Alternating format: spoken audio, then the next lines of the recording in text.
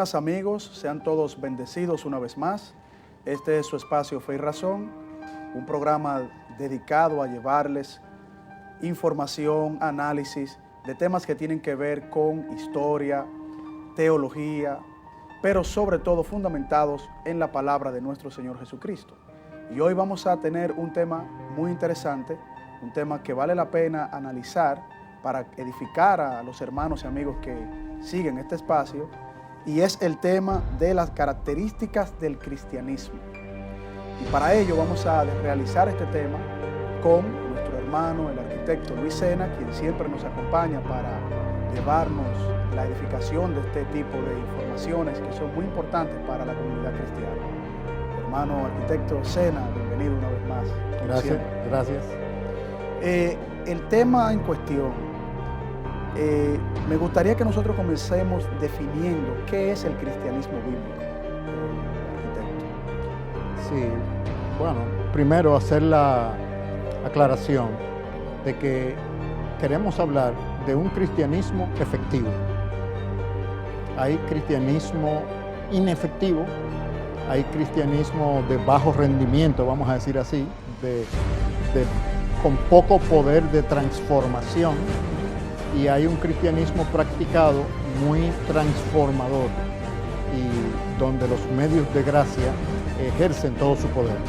Entonces estamos hablando de las características del cristianismo efectivo, tan efectivo como puede serlo en una creación caída y entre seres humanos que todavía tenemos un pecado permanente. Entonces es interesante utilizar la definición del teólogo Herman Bavinck, que es un teólogo holandés del siglo XIX y siglo XX.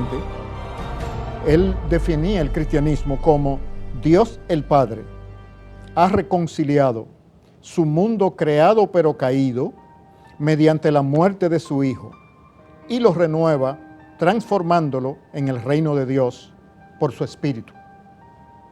Aquí hay palabras claves interesantes: reconciliado, creado, caído, renueva, reino de Dios. ¿Y qué implica esa reconciliación para los seres humanos, arquitecto? Tomando en cuenta por lo menos esa primera parte de la definición, que me parece una definición muy apegada a las Escrituras. Sí, en el cristianismo bíblico efectivo, la obra de Cristo impactó la creación completa, no solamente a los seres humanos, sino que Dios, el Creador, en el Hijo Jesucristo, reconcilió consigo mismo todas las cosas. Correcto, como establece las Escrituras. Y todas las cosas significa el alma de las personas y también la mecánica. Significa el arte y significa la ciencia. Significa la política y el gobierno civil. Todas las cosas. Toda la cosa en la Escritura significa todas las cosas. Entonces, todo lo creado fue reconciliado por medio del Hijo con Dios Trino, el Creador. Ese es el alcance de esa obra. Entonces tenemos que ver la obra de salvación de Cristo como cósmica y total. Cósmica y total. Y total, no restringida al área espiritual, a la función de la iglesia y orientada al otro mundo, sino total, presente. Involucra tanto el juego de pelota como la devoción privada, como el culto público. Correcto. Todas las cosas. Como el experimento más extraordinario. Como el experimento más extraordinario de la ciencia, todas las cosas. Todo debe de glorificar a nuestro Señor. Y por lo tanto, en Cristo, toda la vida debe ser vivida y practicada en función de esa reconciliación. Correcto. Demostrando esa reconciliación, que incluye la invitación a las personas que no han creído en Cristo a que reconsideren la alternativa que ellos están viviendo con la alternativa reconciliada en Jesucristo y modelada por los seres humanos que son devotos de Él y que son sus discípulos. Sin embargo, nosotros comenzamos desarrollando el tema, arquitecto, con cuatro definiciones, vamos a decir, o 4 identidades del cristianismo, en las cuales 3 que usted comenzó mencionando no se apegan a ese cristianismo bíblico. ¿Cómo nosotros entonces podemos hacer una diferenciación entre esos 3 cristianismos que se autollamarían cristianismo, pero que no van apegados a las Sagradas Escrituras? Ya, tú te refieres en el desarrollo histórico del cristianismo. En el desarrollo histórico, por supuesto. Bueno, en el desarrollo histórico del cristianismo podemos encontrar básicamente 3 ramas.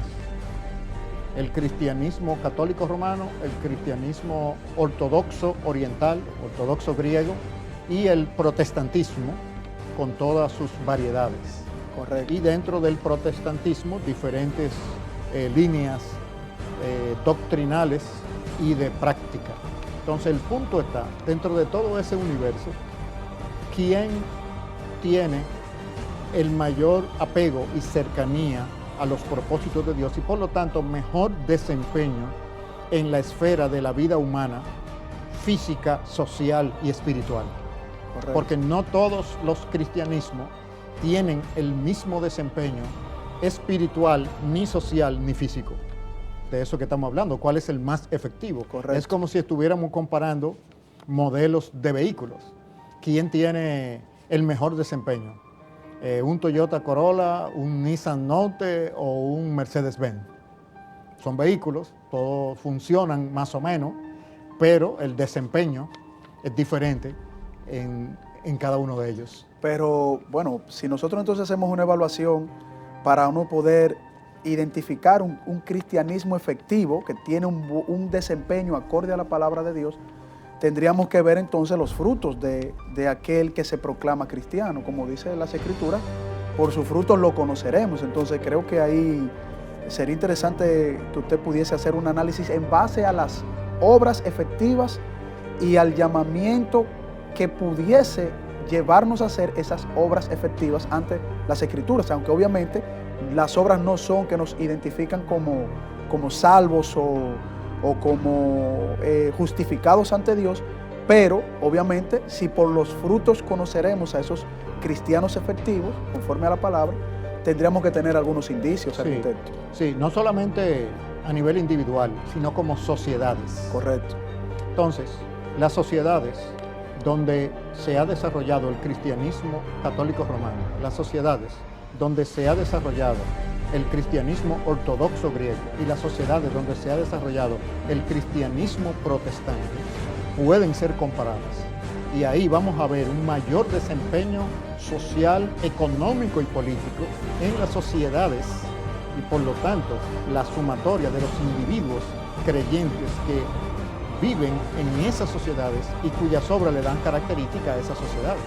Los países de Europa del Norte y Norteamérica históricamente se han desarrollado por esa efectividad del cristianismo muy superior a esas otras manifestaciones históricas del cristianismo, y es respecto de esa influencia del cristianismo reformado protestante que queremos centrar nuestras consideraciones de esta tarde. Correcto, pero entonces tendríamos que analizar también, arquitecto, cuál de esos movimientos históricos en función del desarrollo del cristianismo se apega más al cristianismo del primer siglo, podemos decir así, de nuestros primeros hermanos, de los apóstoles, luego de la resurrección de nuestro Señor Jesucristo, y que obviamente hemos pasado por transiciones y épocas, vamos a decir, de un cristianismo no efectivo, que podemos comenzar contando todas esas transformaciones que se dieron del 315 en adelante, donde se instituye un cristianismo sistemático político, con las primeras apariciones de esos tratados, o sea, de la mano del emperador Constantino, luego ese oscurantismo que se da en la Edad Media, luego hasta llegar a nuestros hermanos de la Reforma, Eso sería bueno analizarlo también. O sea, ¿cómo uno puede ver esos cambios para poder establecer un cristianismo efectivo teniendo en cuenta de que esas incidencias históricas se dieron y nosotros pudimos reconocer eso en la historia? Sí, bueno, claro. En diferentes etapas de la historia, el cristianismo también ha tenido diferente efectividad. La efectividad del cristianismo de la Reforma, aunque de menor duración, vamos a decir, bueno, no necesariamente menor duración, porque el tiempo de la iglesia primitiva fue muy diversificado. Y uno de los elementos que nosotros debemos evitar es lo que se le llama el primitivismo. Pensar que la iglesia primitiva es la iglesia que logró el mejor desempeño desarrollando el evangelio del reino de Dios y las escrituras. La iglesia primitiva de los primeros 3 siglos no tenía la Biblia completa, no estaba estructurada completamente tampoco. Exacto.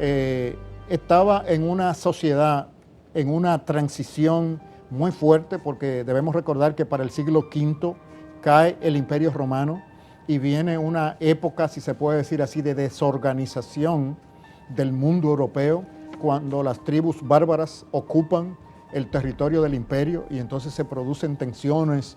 Es decir, pudiéramos decir que en la historia del cristianismo el máximo desarrollo que ha tenido y manifestación de los seguidores de Cristo ha sido el tiempo de la Reforma Protestante del siglo XVI, donde las estructuras sociales ya estaban más desarrolladas,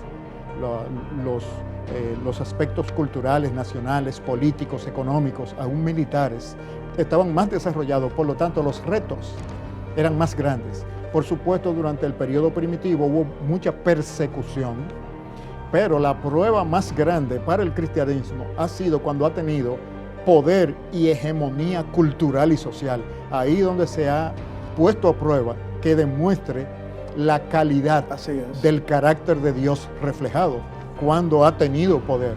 Y a través de la historia, cuando el cristianismo ha tenido poder político, social y económico, su desempeño no ha sido el mejor. Eso es muy importante tenerlo en cuenta también, pero sin negar que gracias a esa cosmovisión cristiana, Europa y luego todo Occidente crece en todas las áreas, en el área de la política, en el área de la ciencia, en el área del conocimiento, en todo sentido, porque luego de la Reforma ya los ciudadanos de diferentes lugares tenían acceso al conocimiento tanto de la palabra de Dios como muchos otros que ese oscurantismo frenaba en un momento específico de la historia. Sí, y oscurantismo de la Edad Media que se centraba en la hegemonía de la Iglesia como un poder social y político en el mundo europeo. Bien, cuando volvamos de esta primera pausa, arquitecto, vamos a seguir analizando y definiendo el cristianismo efectivo con algunas preguntas interesantes que queremos hacerle para edificar a los hermanos y amigos. Cuando volvamos en su espacio Fe y Razón.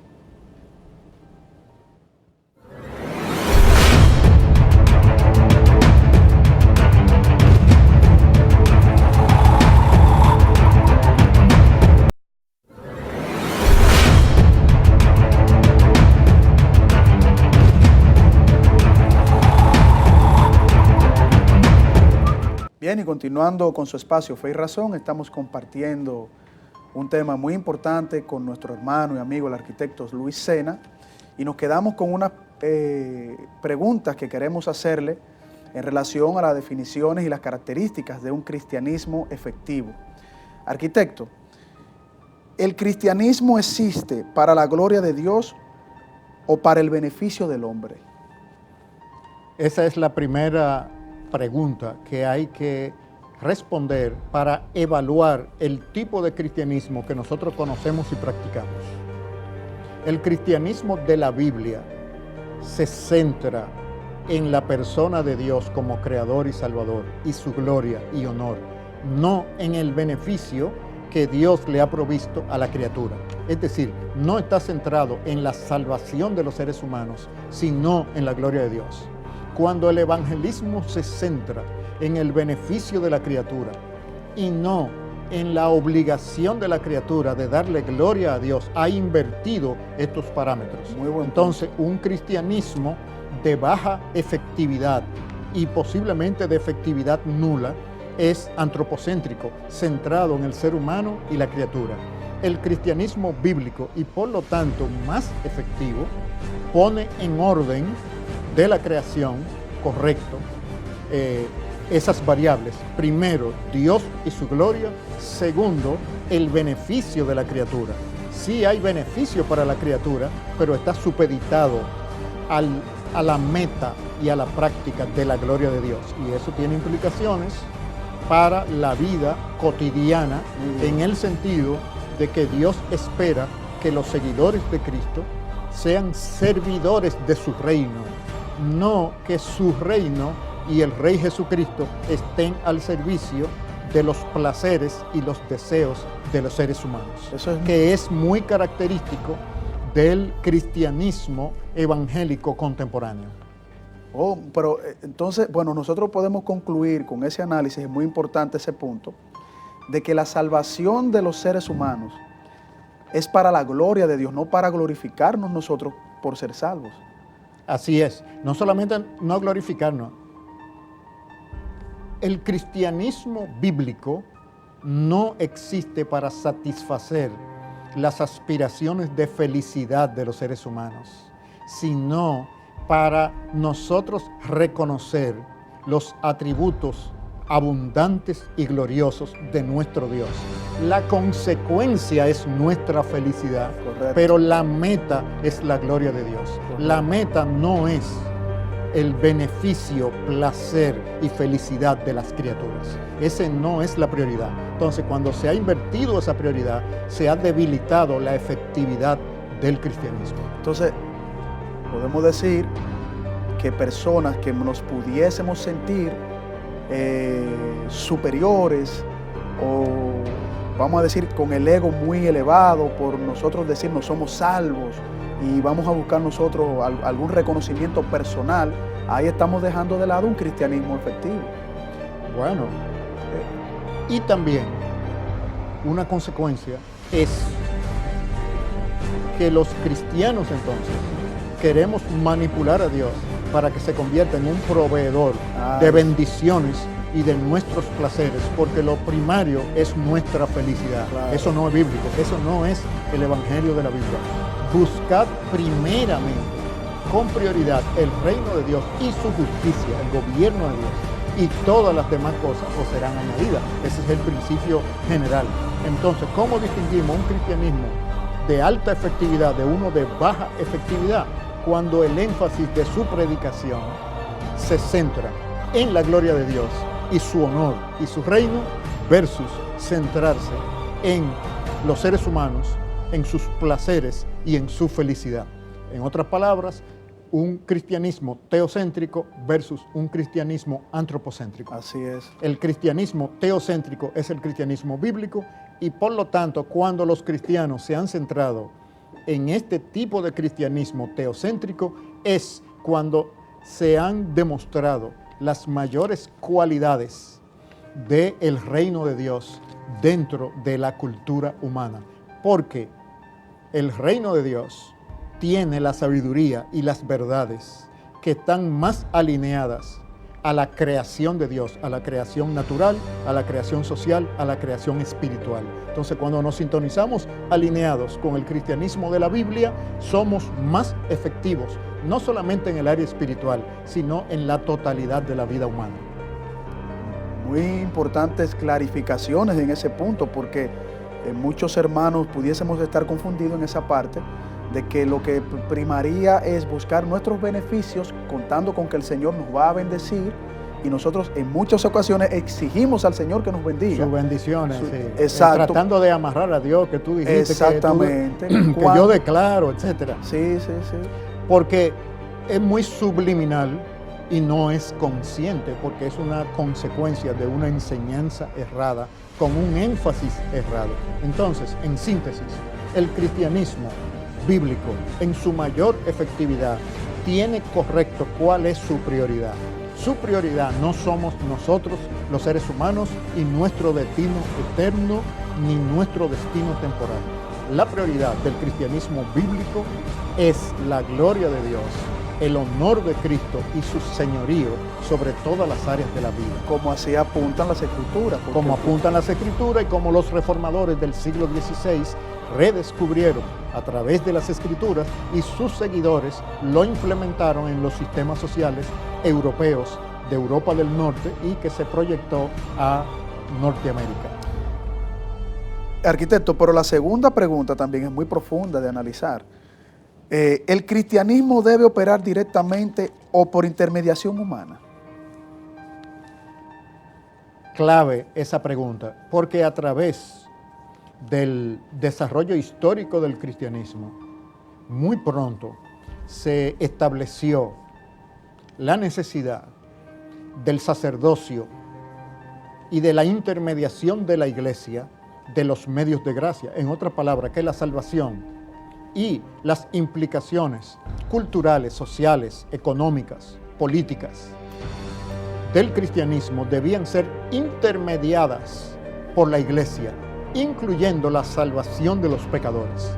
Es decir, dentro de la teología que primó durante el periodo de la Edad Media, dominada por el catolicismo romano, la iglesia era dispensadora de la salvación y las bendiciones de Jesucristo a través de los sacramentos. Quiere decir que la institución iglesia y sus servidores, sus líderes, eran intermediarios entre el ser humano y Jesucristo. Eso no es el cristianismo bíblico. En el cristianismo bíblico, el pecador tiene acceso directamente a Dios a través de Jesucristo, sin intermediación de otro ser humano, sacerdote, etc. ¿Por qué? Porque no existe ningún humano que tenga cualidades superiores a otro humano respecto de la persona de Dios, sino simplemente la madurez que haya alcanzado en su fe o el uso de los dones y los medios de gracia que Dios le ha dado. Correcto. Pero, en otras palabras, el humano tiene acceso directamente a Dios en un cristianismo efectivo. En un cristianismo de baja efectividad, el humano y la institución iglesia se propone como intermediario.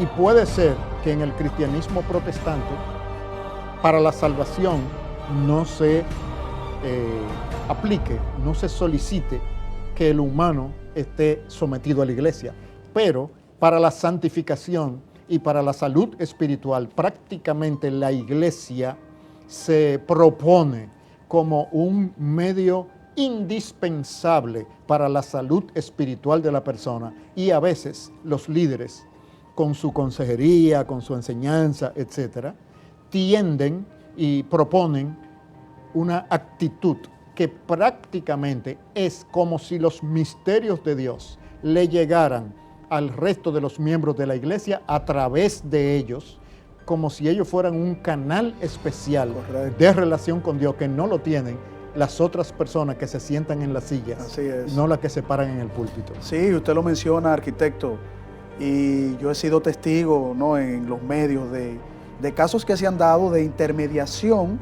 no solamente en la línea ideológica de la Iglesia Católica, sino también en muchas denominaciones protestantes, podemos decir así, donde lamentablemente han surgido personas que intentan hacer una intermediación, no solo con la salvación, sino con bendiciones, con algunos casos también materiales, utilizando cierto tipo de material para que el Espíritu Santo a través de ellos intervenga y entonces se haga un milagro con alguna poción, agua, cosas. Nosotros hemos visto de todo eso. Sí, todo, fetichismo.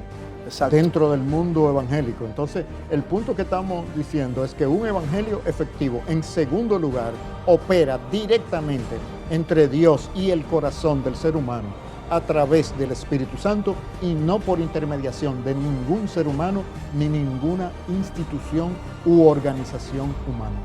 Muy bien, arquitecto, muy bien. Eso son preguntas y respuestas muy interesantes.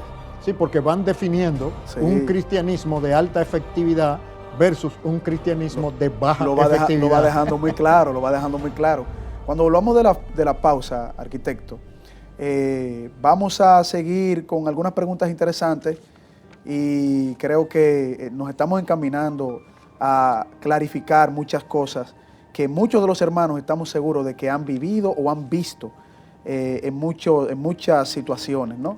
Cuando volvamos en su espacio Fe y Razón.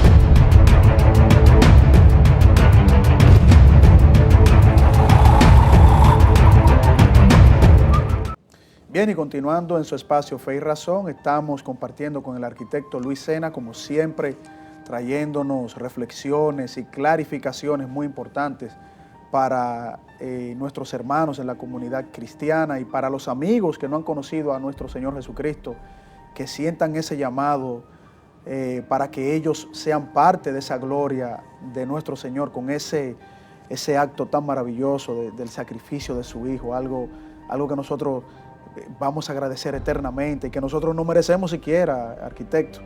Y que la creación completa agradecerá, porque la creación completa será liberada de la esclavitud de corrupción luego de que los hijos de Dios sean transformados en la libertad completa del pecado. Y como dice la palabra, la creación actualmente gime. Exactamente, porque está amarrada, dice la Escritura, a vanidad.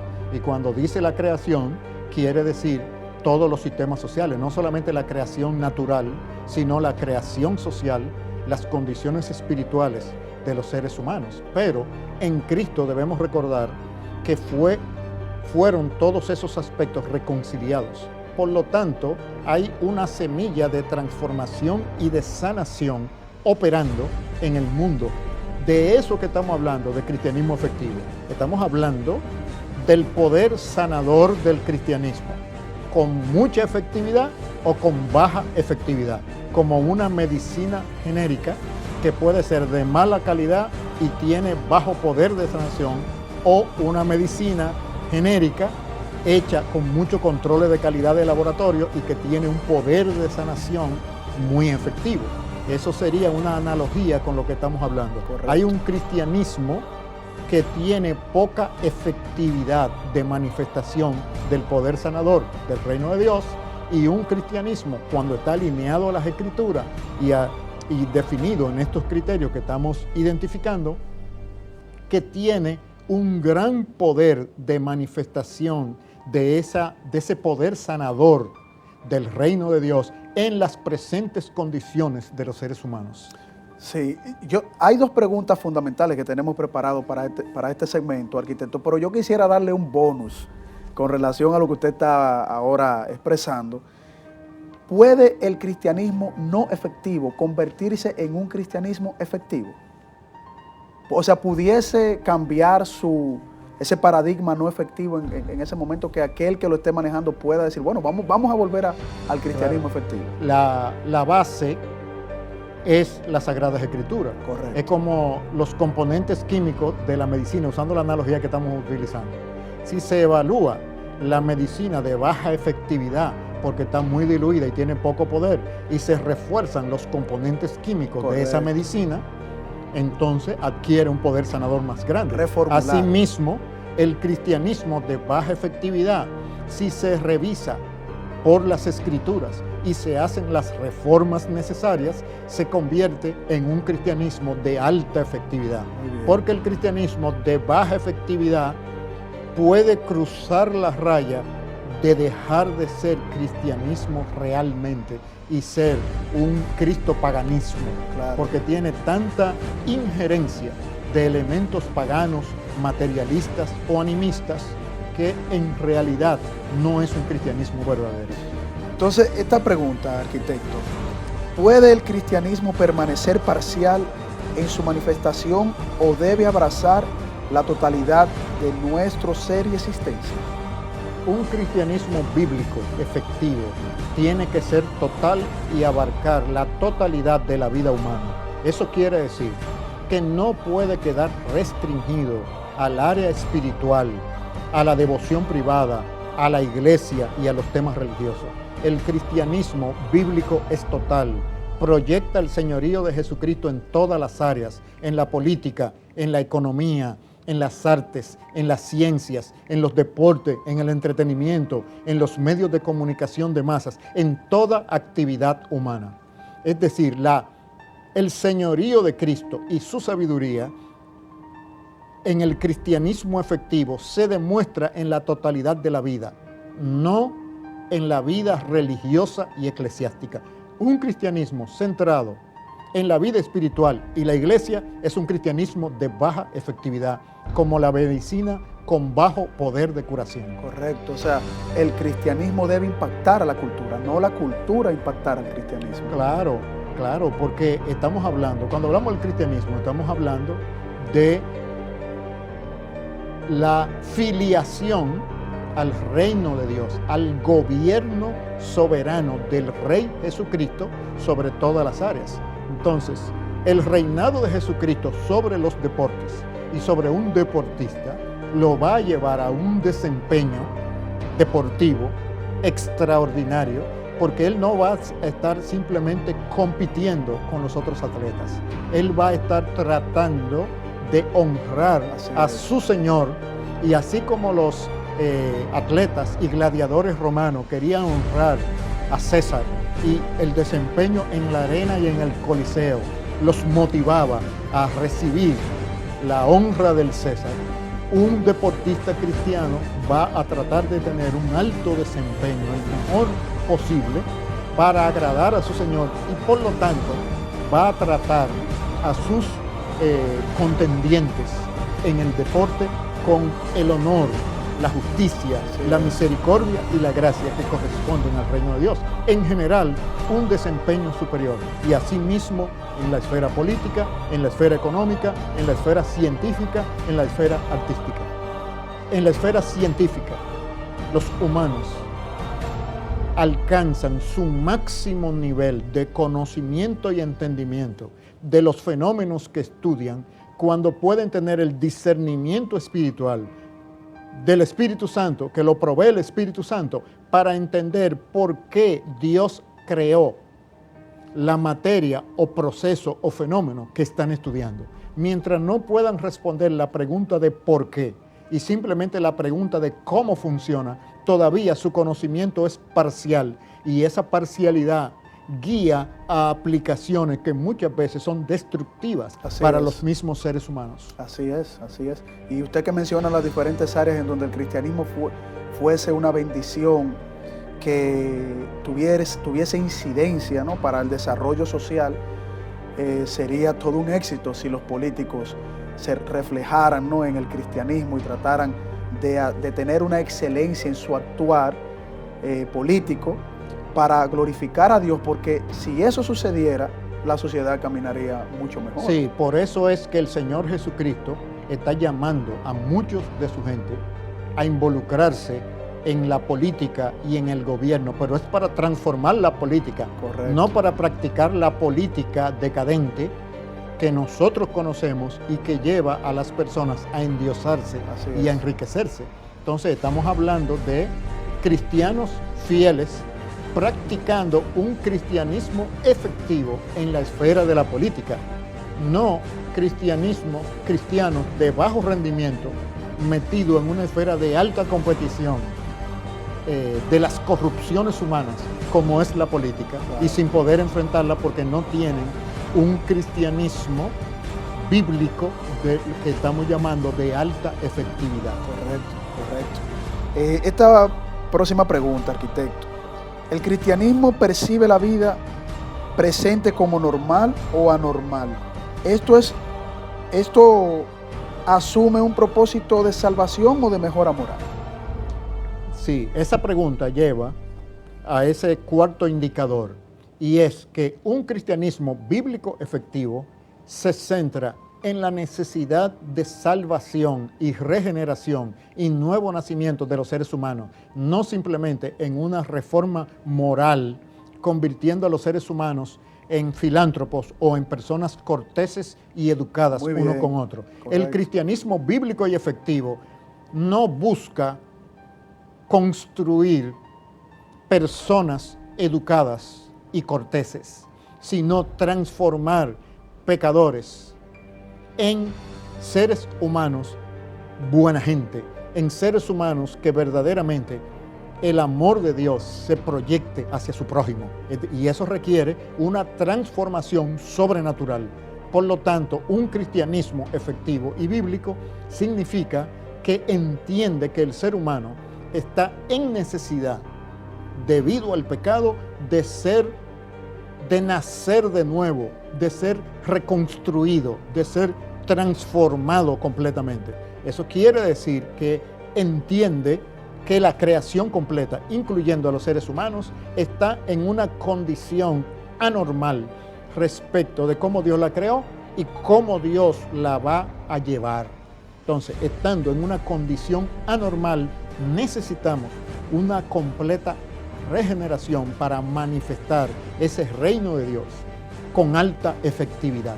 Claro, claro, y es un punto muy importante, arquitecto, porque creo que muchas personas se confunden entendiendo de que las buenas obras son las que van a justificar al ser humano, y uno ve muchas personas con una gran filantropía, grandes deseos de ayudar. Eso está bien, pero no es justificación para uno no reconocerse como pecador.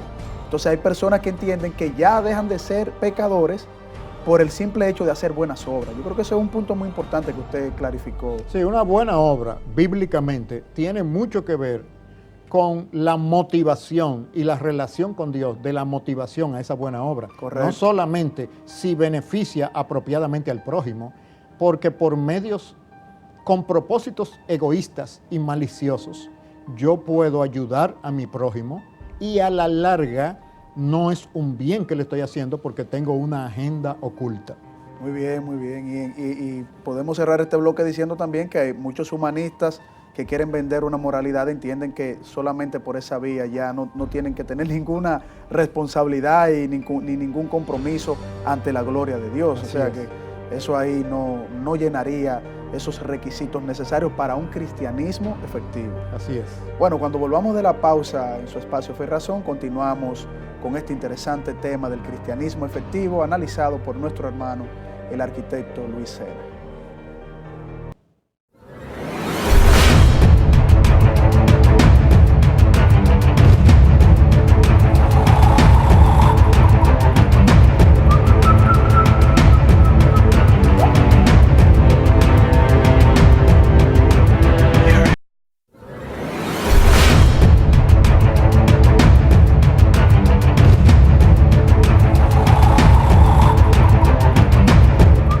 Bien, y continuamos en su espacio Fe y Razón. Estamos compartiendo este interesante tema, como siempre, con la ayuda y la anuencia de nuestro hermano, el arquitecto Luis Sena, quien nos trae informaciones para que nosotros podamos edificarnos en el análisis de la palabra de Dios de manera correcta. Yo puedo jugármela que con las enseñanzas y las informaciones que usted nos trae, pues los hermanos van a aprender y a edificarse mucho.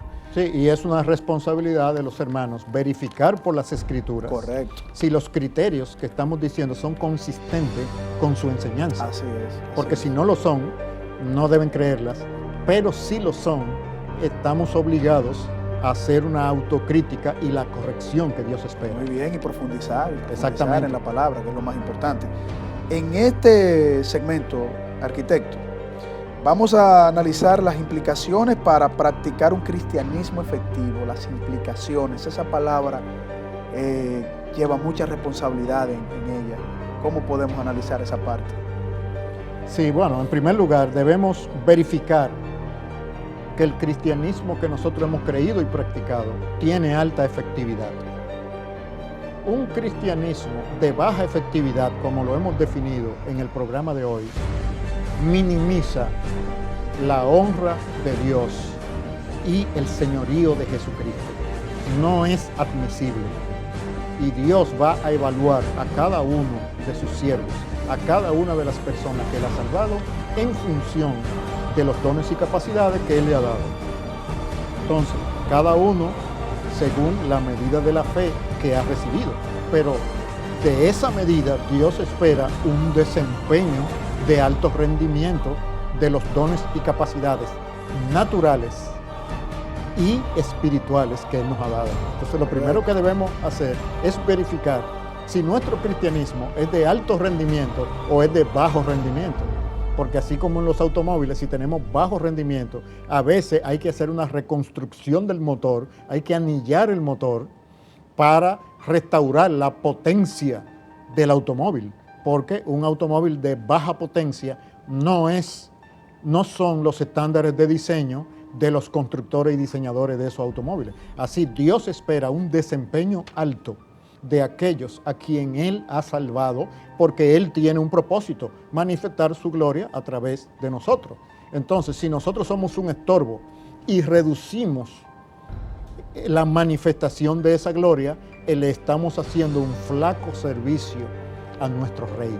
Claro, pero usted mencionó algo muy interesante. Me vino a la mente la parábola que nos explica nuestro Señor Jesucristo en los talentos que se le dan a los siervos. Exactamente. Eso tiene una implicación de que el cristianismo efectivo pues va a generar efectivamente lo que el Señor espera de nosotros, incluso transmitiendo el Evangelio a otras personas. Sí, y vemos en la Escritura que el Señor le dice a los siervos, da cuenta de tu mayordomía. En otras palabras, eso es lo que Él va a hacer con nosotros. Cada uno de nosotros va a dar cuenta de la mayordomía de los recursos espirituales, sociales, económicos, materiales y de todo y relacionales que Dios nos ha dado durante nuestra vida, no nada más de los espirituales. Correcto. Pero me viene una inquietud, arquitecto. Ese cristianismo de bajo rendimiento que genera un trabajo, que genera un crecimiento dentro de ese cristianismo inefectivo en términos de lo que nos establece la palabra de Dios. Por ejemplo, cuando nosotros vemos sectas que proclaman ser cristianas y tener una efectividad, un cristianismo efectivo, pero que sabemos que no es efectivo ni que se apega a las escrituras. Y tiene un arrastre de personas detrás, tienen toda una estructura, tienen incluso un crecimiento económico. ¿Cómo nosotros pudiésemos evaluar esa situación? Bueno, lo que pasa es que el cristianismo contemporáneo ha caído en la trampa del materialismo y evaluar la vida cristiana y la influencia del reino de Dios en términos de número de personas y tamaño de iglesias y capacidad económica de los ministerios. Muy bien. Eso es como evaluar la efectividad de un carro porque sea grande y porque tenga las ruedas grandes. Sí. Eso no quiere decir nada. O porque tiene quepa potencia, mucha gente. o porque quepa mucha gente. Claro. Tiene potencia, su transmisión, cuál es su desempeño seguro. de aceleración, es seguro. Correcto. Tiene las bolsas de aire, eso es, estamos hablando de efectividad. Entonces el hecho de que tenga un tamaño grande, de que se vea muy bonito o que las ruedas sean muy grandes, no quiere decir desempeño. Correcto. Entonces, una de las desviaciones del cristianismo contemporáneo e inefectivo es esa centralidad en lo externo y lo aparente y no en lo real, porque la efectividad, por ejemplo, en una iglesia se la dan los miembros, no la estructura de la iglesia y no la calidad del liderazgo. ¿Y cómo nosotros pudiésemos entonces reflejar ese cristianismo efectivo? O sea, y cómo también nosotros podemos alejarnos de un cristianismo inefectivo.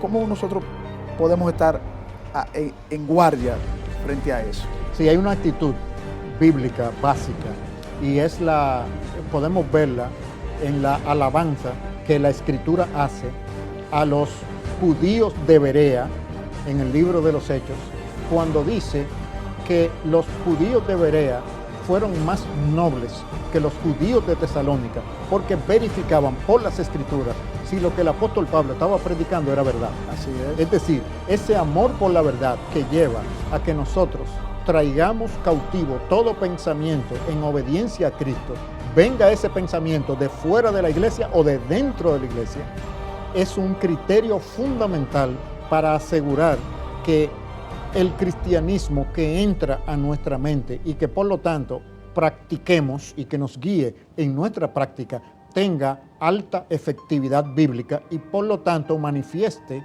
ese señorío de Cristo y esa gloria de Dios en el mayor grado posible, conforme a la medida de la fe que nos ha sido dada a cada uno de nosotros.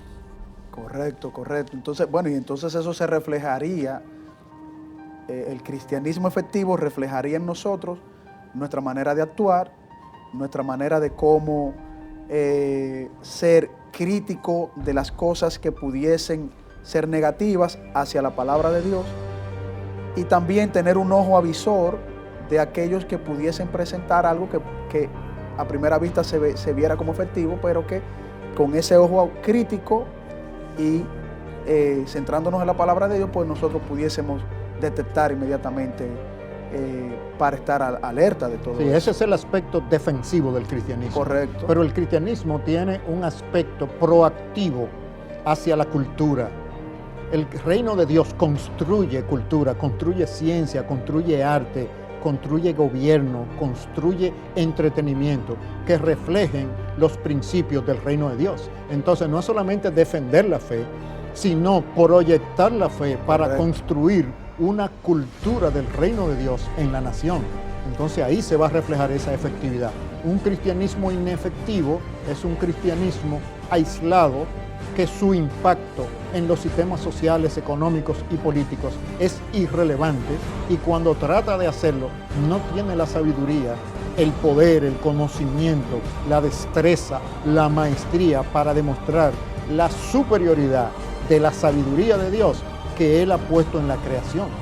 Porque cuando un cristianismo efectivo se proyecta hacia la cultura, produce evidencias de la superioridad, de la sabiduría, de la ciencia, de la precisión de Dios a través de seres humanos y productos culturales que honran a Dios y ennoblecen la vida de los seres humanos. Si nosotros como cristianos nos aislamos de todo el proceder social, de todas las áreas de la sociedad, no estamos siendo efectivos, arquitecto. Si nos aislamos, si dejamos, o sea, estamos en la iglesia, estudiamos la palabra, no tratamos de incidir en todas las áreas de la sociedad como cristianos, ahí no estamos haciendo... Eso es un indicador de cristianismo inefectivo, Okay, de bajo bien. rendimiento. Es como un vehículo, usando la analogía que estamos utilizando, que ha perdido tanta potencia en el motor que no puede subir una cuesta con todos los pasajeros, y hay que decirle a los pasajeros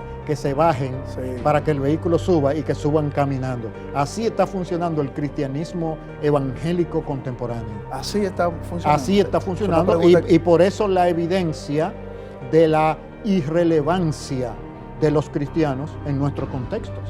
¿Por qué?